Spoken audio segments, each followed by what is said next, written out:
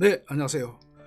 전번에 2024년 달라지는 살림 제도에 대해서 방송을 해드린 바 있죠. 연말에.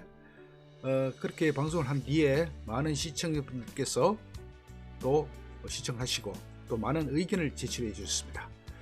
거기서 저한테 문의한 내용 중에 하나가 좀 더 세부적으로, 아웃라인은 알겠는데 달라지는 살림 제도에 대해서 더 세부적으로 숨마실 유튜브 PD께서 설명할 수 있으면 좀 설명해 달라, 그런 말씀이 있어서 자료를 다시 한번 정리를 해서 오늘 세부적으로 전번에 이어서 어떻게 보면은 2탄 세부적인 사항이 되겠죠. 2024년 달라지는 살림 제도의 후속 세부 사항 편이 되겠습니다. 그 내용을 한번 보겠습니다. 자, 사업명 현행 변경 사유 이런 식으로 설명을 드릴 텐데요. 뒤편도 쭉 이어져서 우선 산림 경영, 또 산림과 관련된 여러가지 임업 경영체 등록, 또 임업 직불제 등 관련해서 공통사항이 있습니다. 그 중에 지원 자격과 관련된 사항인데요. 이것을 새로 신설했습니다. 자, 요거는 관내 경작자와 관련된, 관내 경작자가 뭡니까? 어떤 시군구에 본인이 거주를 하지 않고 시군구와 떨어진 다른 지역에 거주하면서 산림 경영을 하시는 분을 말씀드리는 것이죠. 이런 분들이 그동안 조금 불이익이 있었거든요. 관내 경작자는 이유로. 그래서 이것을 변경을 했습니다. 어떻게? 사업장 산지시설 등 소재지 지자체나 시행기관은 사업 희망자가 관할 지자체에 거주지를 두고 있지 않는 이유로 신청이나 선정 시 불이익을 주어서는 안 된다라는 그런 변경사항을 추가했고요. 그 이유로서는 관내 경작자, 그러니까 해당 지역에 거주하지 않는 산림 경영자죠. 관내 경작자 지원 제한 문제에 대한 해소 방안 마련 요구에 따른 개정이라고 그렇게 볼 수 있겠습니다. 그동안 우리 임업들께서 이 많은 요청이 있었고, 또 임업인 단체, 사단법인 산림경영협회, 임업후기자협회 등등 협회에서 또 많은 건의를 한 그런 결과가 아닌가 싶은 생각이 들고요. 그 다음에 지원 자격의 우선 지원 제도를 뒀습니다. 우선 지원 제도. 요즘 청년에 대한 대책이 상당히 많죠. 청년 임업인 2025년 사업 시행령 기준 만 18세 이상 만 40세 미만을 청년을 봅니다. 그리고 연령 요건을 충족한 경우에는 청년 임업에 대한 지원을 확대하겠다, 또 우선 지원을 해주겠다, 그런 얘기가 되겠습니다. 그 다음에 보조사업 개요인데요. 요거는 소액 사업의 경우 사업 대상자는 2개 이상의 내역 사업을 신청할 수 있으나 총 사업비 합이 1억 원 미만해야 한다는 것이 기존 현행이었죠. 이것을 이렇게 변경을 했습니다. 소액 사업의 경우 사업 대상자는 2개 이상의 내역 사업을 신청할 수 있으나 총 사업의 합이 1억 미만이어야 한다, 그렇게 되고요. 예를 들어서 이건 임산물 생산 기반 조성 플러스 임산물 상품화 지원에 이것이 되는 것입니다. 그리고 이건 혼선 방지를 위해서 문구를 명확하게 했습니다. 그래서 말이 그동안 헷갈리는 부분이 있었기 때문에 이걸 명확하게 이렇게 딱딱 집어서 다시 한번 내용을 정리했네요. 그 다음에 토양 개량제입니다. 요즘 임원들께서 토양 개량을 많이 하고 계시는데요. 사업 대상자가 현행은 임야 대상 농업경영체에 등록된 자 또는 단체였습니다. 현행은. 그래서 이것을 어떻게 변경했냐 하면은 사업 대상자를 임야 대상 농업경영체에 등록된 자 또는 단체, 그리고 여기를 뭘 넣냐 하면은 잔디의 경우는 농업경영체도 포함된다, 그렇게 되었습니다. 잔디를 하시는 분들 계시기 때문에 잔디의 경우는 농업경영체에 포함한다, 그렇게 보고 되면 이거고요. 그 설명을 보면은 잔디 재배 시 특성 감안하여 토양 개량제 사업 대상자를 확대한다. 잔디를 재배해야 되는데 여기 토양 개량자에 해당되는 부분에 대해서 조금 이렇게 유도를 둬서 그렇게 토양 개량자 사업 대상자를 확대시켰다, 그렇게 보면 되겠죠. 잔디 같은 경우는 사실은 그 토양 개량제가 많이 필요한 그런 사업이기도 합니다. 자, 임산물 생산단지 규모죠. 원래 예전부터 쭉 있었죠, 이 사업이.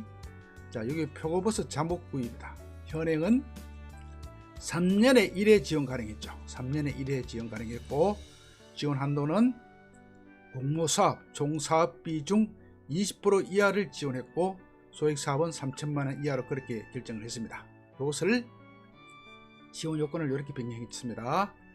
2년에 1회 지원 가능하고, 지원 한도는 공모사업은 종사업비 중 20% 이하를 지원하고, 소액사업은 2천만원 이하로 그렇게 변경을 했고요. 임업인 요구 수용하여 이 지원 요건을 조금 완화했다고 볼 수 있겠죠. 그리고 표고버섯, 톱밥배지 이것을 지원 기준과 통일시켰다, 그런 내용이 되겠습니다. 그 다음에 꽃송이버섯 있죠. 꽃송이버섯의 자목구입에 관련된 내용인데요. 자, 현행은 지원 요건이 3년에 1회 지원 가능하도록 되어 있고, 지원 한도는 공모사업은 총사업비 중 20% 이하를 지원하게 되어 있고, 소액사업은 3천만원 이하로 되어 있었는데, 이것을 변경을 했습니다. 지원 요건을 3년이 아닌 2년에 1회 지원 가능하고, 지원 한도는 공모사업은 총사업비의 20% 이하를 지원하고, 소액사업은 2천만 이하로 한다, 그렇게 되어 있고요. 이것은 이제 표고버섯 지원 기준과 통일 자목 지원 요건을 일어나시겠습니다. 조금 틀린 것을 전부 일어나시겠다, 그렇게 볼 수 있겠습니다. 그 다음 복령버섯입니다. 복령버섯 자목구이인데요. 자, 현행은 3년에 1회 지원 가능하도록 되어 있었는데, 지원 한도는 공모사업은 총사업비 20% 이하 지원, 소액사업은 3천만원 이하로 되어 있는 것을 어떻게 변경했다? 지원 요건을 3년에서 2년에 1회 지원 가능하도록 되어 있었고, 지원 한도는 공모사업은 총사업비 20% 이하 지원이고, 소액사업은 2천만원 이하로 한다, 이렇게 되어 있고요. 이것을 이제 표고버섯 지원 요건과 지원 기준과 통일 자목 지원 요건을 전부 다 일원해서 통일시켰다, 그렇게 볼 수 있는 것이 있고, 요점이 되겠습니다. 그 다음 산림버섯 재배시설 비닐하우스, 요건 냉방, 난방 시설 등이 해당되겠는데요.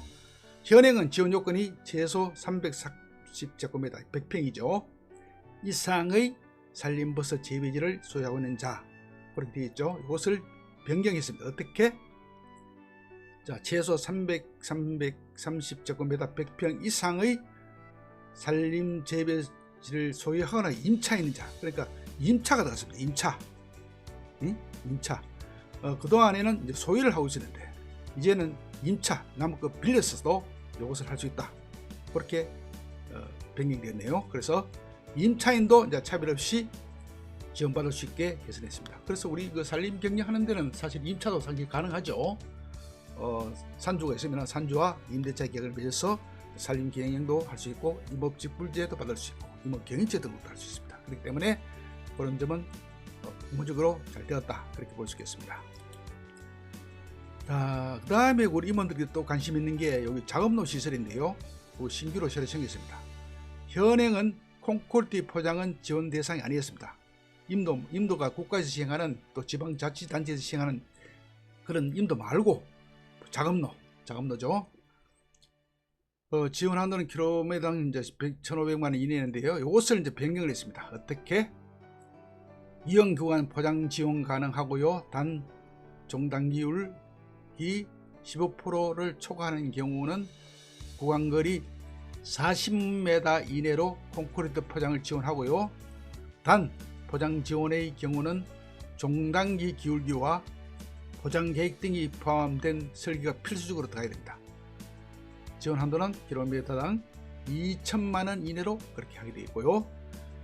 임업일의 요구 수용을 들어줬고, 이용구간 포장 지원 신설, 사실은 그 산에 보면은 이용구간이 상당히 많습니다. 국가에서 또 지방자치단체에서 임도가 개설되어 있으면 그나마 다행이지만은, 임도가 안 개설된 지역에는 상당히 이용구간이 많아서 이것은 포장을 해야 되는데, 포장을 하기는 또 자비도 많이 들고, 그래서 이런 부분을 이제 이용구간은 작업로를 예산으로 지원해 주겠다, 그런 얘기가 되겠죠. 그래서 이 표를 보시면 되고요.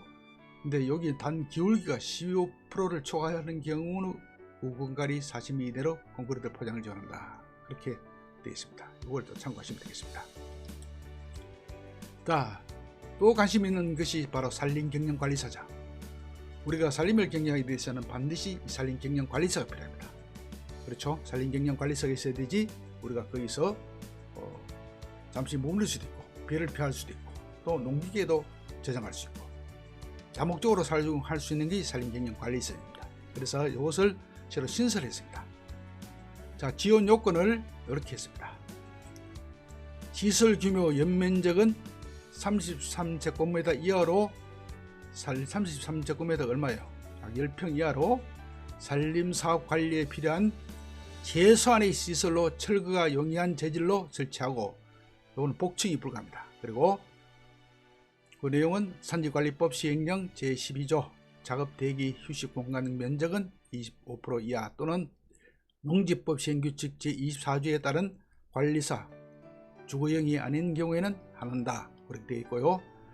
관리사의 범위에는 해당되더라도 산지관리법, 국토계획에 영역하는 법률 및 건축법 등 관계 법령의 적용 대상일 경우 해당 법령에서 청구를 한다. 그렇게 되어 있죠. 그래서 요거는 우리 임업인 요구를 수용해서 현장 임업 경영을 지원하도록 그렇게 되어 있습니다. 그래서 우리가 앞으로 이제 산림청이나 공무사업이나 또 이런 거 할 때 우리가 산림 경영사도 이제 별도로 이렇게 신청할 수 있도록 그렇게 되어 있기 때문에 앞으로 산림 경영 관리사에 대한 것도 한번 관심 있게 신청하면 될 것 같고요. 제가 알기로는 한 2천만 원 한도로 되어 있는 것 같은데 일단 제가 아는 거는 그렇습니다. 그래서 그거를 앞으로 관심 있게 보시면 되겠습니다. 뒤에 이렇게 더 이상 나오네요. 보니까 뒤에 나오는 2천만 원. 산림경영관리사는 또 변경을 이렇게 했습니다. 정한 규정을 이행 통일 필지 연재 포함 15헥타르에 대하여 이미 지원받은 자는 제외되고요.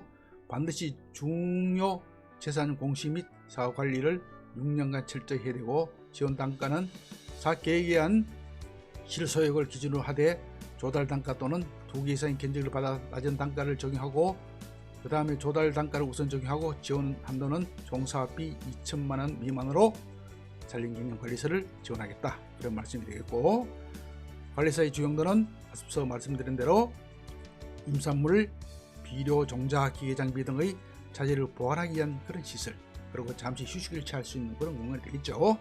그래서 이것은 신설했다. 그렇게 보시면 되겠습니다. 그 다음에 그 생산장비 차량은 지원 대상이 아닙니다. 자, 굴착기 관련인데요. 굴착기, 포크레인. 현행은 굴착기는 단기 소득 임산물 품목별 재배 면적 기준 이상인 자에 한하여 면허를 필요하는 굴착기의 경우 면허 구비자 또 세대를 같이 하는 직계 좀비 속 배우자가 해당 조건을 구비하고 현재 임업에 종사하고 있으면 가능하나 후순위로 배정된다. 그렇게 되어 있습니다. 그래서 그것을 이제 굴착기는 단기소득 임산물 등 재배 면적 기준 이상인 자에 한하며 면허를 필요하는 경우 굴착기의 경우 면허 구비자 쭉쭉쭉 나와 있죠. 그렇게 후순위로 배정한다. 그렇게 되어 있고요. 그것은 임업인의 요구 수용하여서 수혜자 확대로 임업 경영을 지원하기라 한 그런 계획이 되겠습니다. 그래서 앞으로는 이제 굴착기도 가능하다. 그렇게 보시면 되겠습니다. 차량은 안 됩니다. 굴착기, 포크레인 이런 부분이 된다. 그렇게 말씀을 드릴 수 있겠죠. 그 다음에 사업명, 요거 생산 장비입니다. 똑같은 얘기인데 조금 보완 말씀을 드리면은 자, 굴착기 지원 면적 기준이 현행은 수실료 15헥타르, 약용 약초 산나물류 10헥타르, 관상 산림 식물류 조경수 5헥타르 이렇게 되어 있었죠. 이것을 변경을 했습니다. 굴착기 지원 면적 기준을 수실료 15헥타르, 약용 약초 산나물류 10헥타르, 관상 산림 식물류 조경수 5헥타르, 육립업을 추가하십니다. 육립업. 그러니까 여기 제일 중요한 점은 육립업을 추가하시겠다. 그동안은 이제 일반 생산업만 해당되었는데 우리가 임업 경제 등록하는 것이 두 가지죠. 생산업과 육립업이다. 그래서 생산업에는 포크레인이 지원이 되었는데 육립업은 되지 않았는데 이번에 육립업을 추가했다. 육립업은 30헥타르 동일 사업으로 이미 지원받았거나 타 사업으로 지원받은 자는 제외한다. 그래서 육림업도 추가를 됐다, 그렇게 볼 수 있고요. 기존보다는 더 이제 범위가 넓어졌다, 그렇게 볼 수 있겠죠. 자, 자금로 보수입니다. 자금로 시설 보수. 자, 현행은 기존 시설 자금로의 보수 경우 자금로 신설 지원 단가 범위 내에서 지원이 가능했고요. 노폭은 산지관리법 시행령 제18조의 제3제 사항 별표 3의 3에 따라서 산지 일시사용신고 설치 조건을 따르되 산사태 및 자금 능률 등을 감안해서 도공사 위주로 시설하고 노폭을 최소화할 것, 이렇게 이제 현행이었죠. 그래서 이것을 어떻게 이렇게 노폭은 산지관리법 시행령 제18조 제3조 사항 별표 3의 3 산지 사용 일시상의 신고 설치 조건을 따르되 산사태의 작업 능률 등을 감안하여 토공사 위주로 시설하고 노폭을 최소화할 것. 이용 구간 포장 시 매다당 15만원 정도가 지원해준다. 다음 포장 지원의 경우는 종단 기울기와 포장 계획 등이 포함된 설계가 필수적이고요. 그 다음에 그 내용을 보면은 자금로 시설 보수 지원 단가의 신설 단가의 차이가 있어서 문구를 삭제했고, 자, 이용 구간 포장 기준인 제시시 단 설계는 필수적이다, 그렇게 나왔습니다. 그래서 앞으로 우리가 자금로를 보수할 때 또 시설할 때 이런 것을 참고하시면 되겠습니다.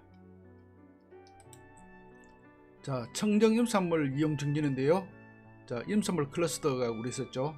우리 매년 우리 임산물 클러스터 사업을 공모했습니다.